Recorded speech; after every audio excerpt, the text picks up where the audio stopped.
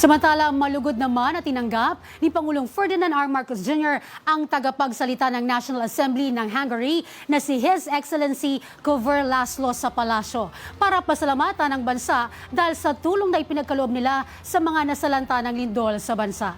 Bukod yan, nanumpa na rin ang bagong Executive Director ng Presidential Anti-Organized Crime Commission. Narito ang report. Formal nang nanumpa si dating Philippine National Police Chief Benjamin Acorda Jr.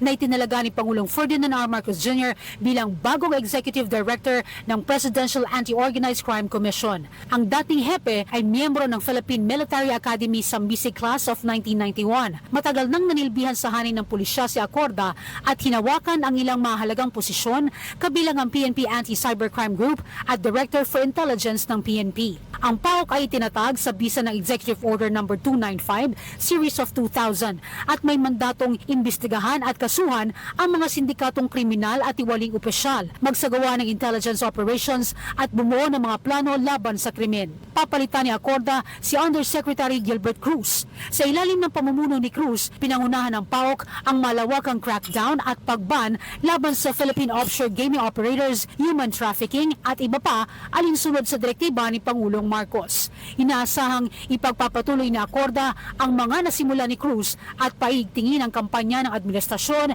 laban sa organisadong krimen at katiwalian.